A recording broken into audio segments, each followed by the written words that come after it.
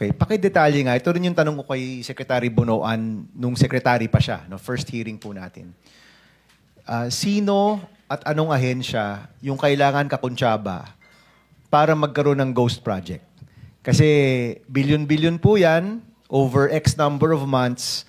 Idetalye po ninyo, is it from the project manager, engineer, hanggang saan po yan sa central office yung kailangan pong magkakuntsaba para may magawa kang ghost project po ngayon? Mr. Chair, allow me to answer po yung ganun. Kanina po, earlier, I mentioned about the authority of the district, which is 150 million. So kung mapapansin nyo po, yung mga ghost projects na nakita sa Bulacan, I think, are all 150 and below. So ganito po yun. Ang isang proyekto po na being handled by the district are being prepared. The program of works are being prepared by the district. Sila po yung nagpe-prepare ng program of works, detailed estimates. At the same time, they are the ones bidding the project once completed na po yung mga datos na yon. Pag po ibinid po nila, sa kanila lang din po tumatakbo yung award. Sila lang din po ito. And then after award po, sila rin po yung nagbibigay ng notice to proceed. District engineer din po. And then after po nung notice to proceed, sila rin po yung nag-i-implement. Sila rin lang po, umiikot lang po sa district lahat yan. Hindi po kumbaga, may monitoring system po, but definitely, hindi po mamomonitor talaga kahit nga po QA yun na nasabi ko kanina, kahit po sinong ang project po ng DPWH ngayon sa, let's say sa alam ko 20,000 proyekto. So, we are undermanned when it comes to the central office. So, ang mangyayari po, pag po binid ng district, in-award, in-implement, may inspectorate team po yan.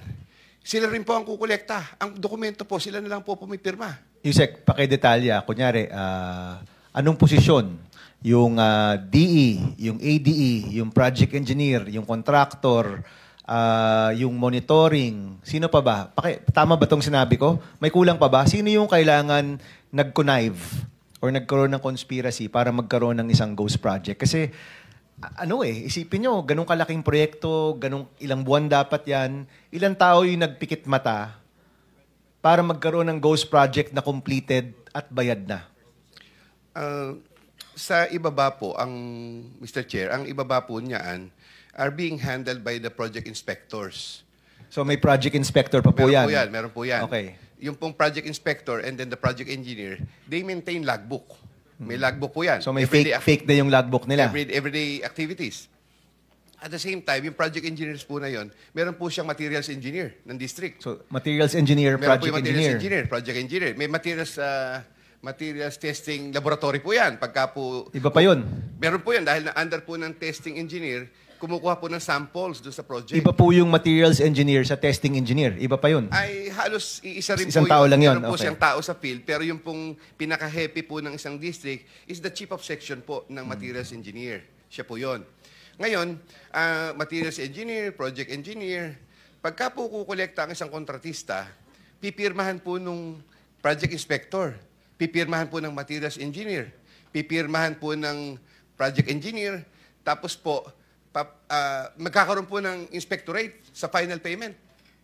Meron pong inspectorate team ang district, consist of, dapat po mga chief of sections ito. Usually, 4 po yung chief of section. Chief of section, kailangan kasama rin sila dito?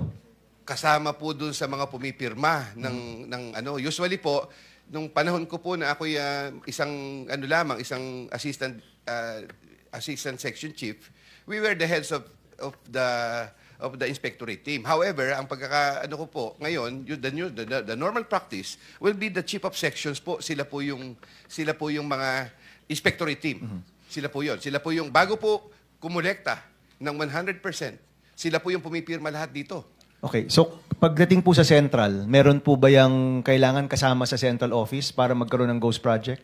Wala pong yung binanggit ko po kanina, the district has maintained its autonomy with regards to projects 150 million and below.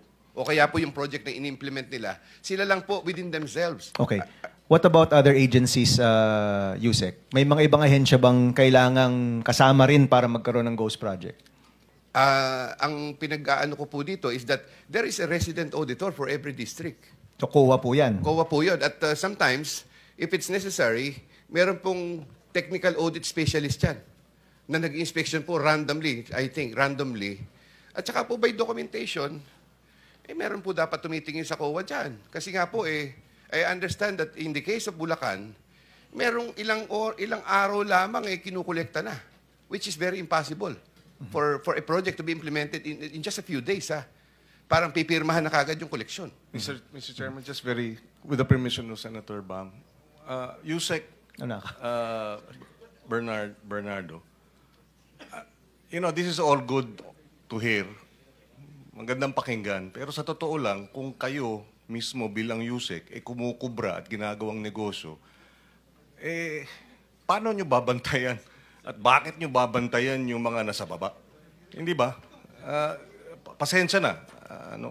Siguro kung tinututukan ninyo yung trabaho ninyo at hindi itong nakikipagnegosyo sa iba pang mga kasangkot sa sindikato, baka hindi na mangyayari yung mga nangyayari sa district level. Whether it's 150, whether it's 200, whether it's 250, if you're doing your job and not trying to, and not making money out of it, di ba?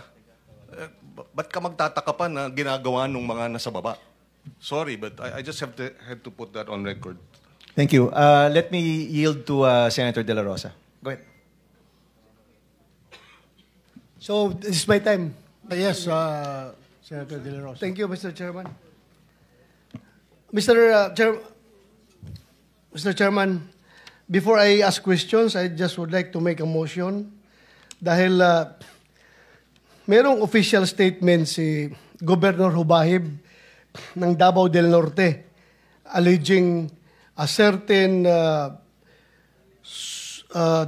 Deputy Secretary General ng House of Representatives, Sopunyas Punyong Gabunada, is very much into corruption. Yung details, napakaraming dinitalye niya. I would like to move for the invitation of this Deputy Secgen Sopunyas Punyong Gabunada, allegedly the bagman of the Speaker of the House, according to Davao Norte Governor Hubahib, to be invited in the next hearing. Committee Secretary, take note. Thank you, Mr. Chair. Senator De La Rosa, I have just one quick question for Yusek Bernardo. Go ahead, Mr. Chair. Yusek, sabi po kahapon nila Bryce na halos lahat po ng proyekto sa Bulacan ay substandard dahil nga po dun sa mga commitment.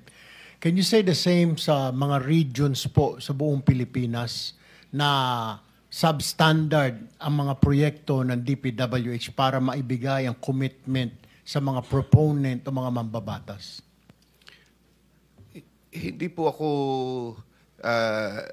maniniwala na lahat po ng proyekto ay substandard kasi siguro po ang una pong nangyayari na substandard ay ang mga proyekto na kamukha po ng flood control. Kasi ang substandard po na ginagawa dyan minsan ay yung pong mga pangilalim na mga pilote o yung mga nasa ilalim po ng materyales na hindi na po na-expose sa mata ng mga tumitingin. So yun po yung nakikita ko na kwan. While we implement not only flood control projects, we implement likewise yung mga roads po and buildings, bridges, yan po. Madalang po, ako po sa tingin ko po, hindi po nagiging substandard po ang itong mga proyektong kamukha nito. Ang malaking lamang po sa mga proyekto na magkakaroon ng pwedeng lagyan ng substandard, ito pong mga ano po na ito, yung ito pong mga flood control projects. While there may have been substandard po na proyekto, baka po yung iba, yun nga po, hindi sinusunod yung specs, but sometimes, we are encountering problems in the design. Hindi po natatama yung design doon po sa requirement nung proyekto. Maaari pong ganun, Mr. Chair.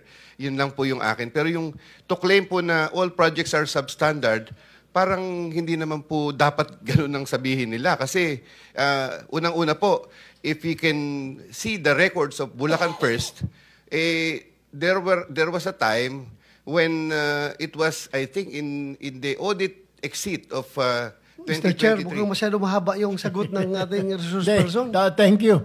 Thank you, Yusek Bernardo. It's your turn, Senator De La Rosa.